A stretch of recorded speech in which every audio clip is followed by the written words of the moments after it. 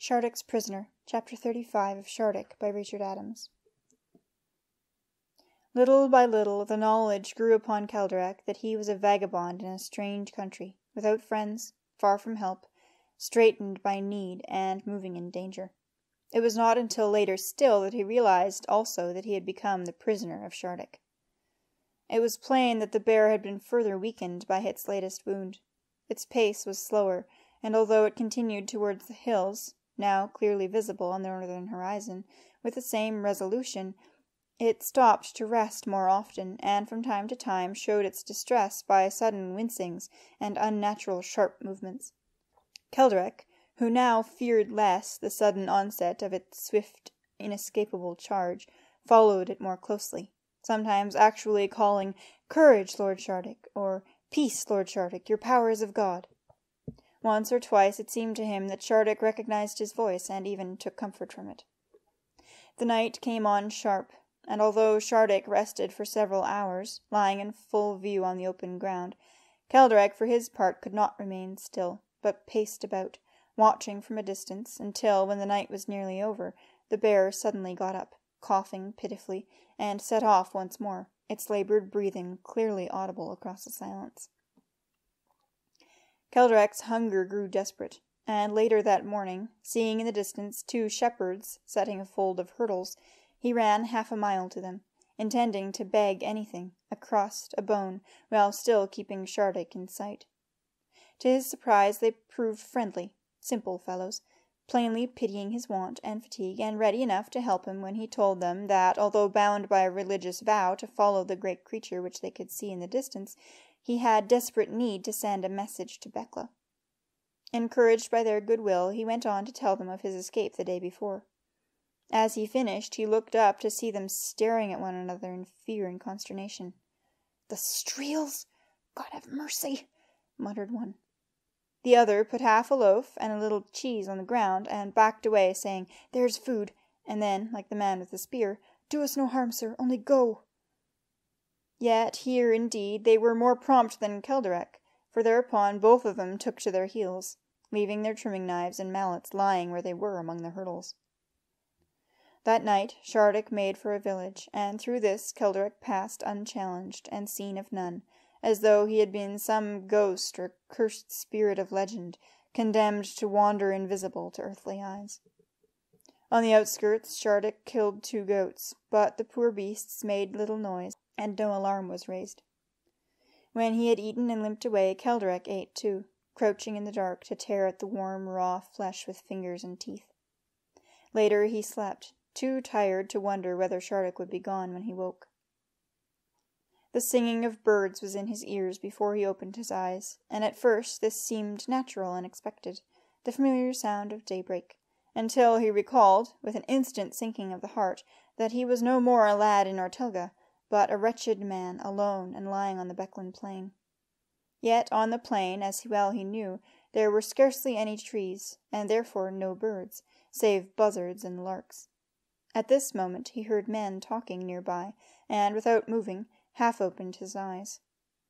He was lying near the track down which he had followed Shardik in the night. Beside him the flies were already crawling on the goat leg which he had wrenched off and carried away with him. The country was no longer plainland, but an arborous wilderness, interspersed with small fields and fruit orchards. At a little distance, the wooden rails of a bridge showed where the track crossed a river, and beyond lay a thick, tangled patch of woodland.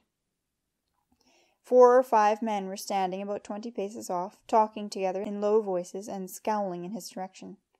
One was carrying a club, and the others rough, hoe-like mattocks, the farming peasant's only tool.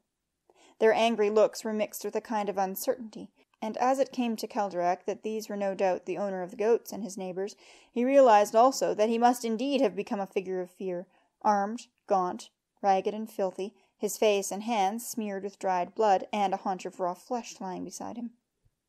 He leapt up suddenly, and at this the men started, backing quickly away. Yet, peasants though they were, he had still to reckon with them. After a little hesitation they advanced upon him, halting only when he drew Kvass's sword, set his back against a tree, and threatened them in Ortelgan, caring nothing whether they understood him, but taking heart from the sound of his own voice. "You just put that sword down now and come with us," said one of the men gruffly. "Ortelgan! Bekla!" cried Keldrek, pointing to himself. "It's a thief you are," said another older man. "And as for Bekla, it's a long way off, and they'll not help you, for they've trouble enough of their own by all accounts. You're in the wrong now, whoever you are. You just come with us." Keldrek remained silent, waiting for them to rush him, but still they hesitated, and after a while he began to retreat watchfully down the track. They followed, shouting threats in their patois, which he could barely understand. He shouted angrily back, and, feeling with his left hand the rails of the bridge close behind him, he was about to turn and run, when suddenly one of them pointed just past him with a triumphant laugh. Looking quickly round, he saw two men approaching the bridge from the other side. Evidently there had been a wide hunt for the goat robber. The bridge was not high, and Keldrek was about to vault the parapet, though this could have done little more than prolong the hunt, when all the men, both those in front of him and close behind, suddenly cried out and ran, pelting away in all directions. Unassailable and conclusive as night fell on a battlefield, Shardik had come from the wood and was standing near the track, peering into the sunlight and miserably fumbling at his wounded neck with one huge paw. Slowly, and as though in pain, he made his way to the edge of the stream and drank, crouching not more than a few paces from the further end of the bridge. Then, dull-eyed, with dry muzzle and staring coat, he limped away into the cover of the thicket. Still Keldrek stood on the bridge, oblivious of whether or not the peasants might return. At the commencement of this, the 4th day since he had left Bekla, he felt an almost complete exhaustion, beyond that merely of the body, a total doubting of the future, and a longing, like that which comes upon the hard-pressed soldiers of an army which is losing, but has not yet lost, a battle. At any cost, to desist from further struggle for the moment, to rest, let come what may, although they know that to do so means that the fight can be renewed only at a greater disadvantage. The calf muscle of his right leg was strained and painful. 2 of Molo's stab wounds, those in his shoulder and hip, throbbed continually. But more dispiriting even than these was the knowledge that he had failed in his self-appointed task, inasmuch as Shardik could not now be recaptured before he reached the hills. Looking northward over the trees, he could clearly see the nearer slopes, green, brown, and shadowy purple in the morning light.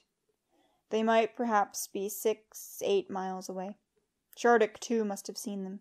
He would reach them by nightfall. Weeks, perhaps months, would now have to be spent in hunting him through that country, an old bear, grown cunning and desperate by reason of earlier capture. There was no remedy but that the Ortelgans would have to undertake the most wearisome of all labour, that which has to be performed in order to put right what should never have gone amiss. That morning he had escaped certainly injury, possibly death, for it was unlikely that the rough justice of the peasants would have spared an Ortelgan, and who now would believe that he was the king of Bekla? An armed ruffian, forced to beg or rob in order to eat, could pursue his way only at the risk of life and limb. Of what use, indeed, was it for him now to continue to follow Shardik? The paved road could not be more than half a day's journey to the east, perhaps much less. The time had come to return, to summon his subjects about him, and plan the next step from Bekla. Had Eleroth been caught? And what news had come from the army into Nilda? He set off southward, deciding to follow the stream for a time, and to turn east only when he was well away from the village. Soon his pace grew slower and more hesitant. He had gone perhaps half a mile when he stopped, frowning and slashing at the bushes in his perplexity. Now that he had actually left Shardik, he began to see his situation in a different and daunting light. The consequences of return were incalculable. His own monarchy and power in Bekla were inseparable from Shardik. If it was he who had brought Shardik to the Battle of the Foothills, it was Shardik who had brought him to the throne of Bekla and maintained him there. More than that, the fortune and might of the Ortelgans rested upon Shardik, and upon the continuance of his own strange power to stand before him unharmed. Could he safely return to Bekla with the news that he had deserted the wounded Shardik and no longer knew where he was, or even whether he were dead or alive? With the war in its present state, what effect would this have on the people? And what would they do to him? Within an hour of leaving the bridge, Keldrek had returned to it, and made his way upstream to the northern end of the wood. There were no tracks, and he concealed himself and waited. It was not until afternoon, however, that Shardik appeared once more, and continued upon his slow journey, encouraged now perhaps by the smell of the hills on the northwest wind.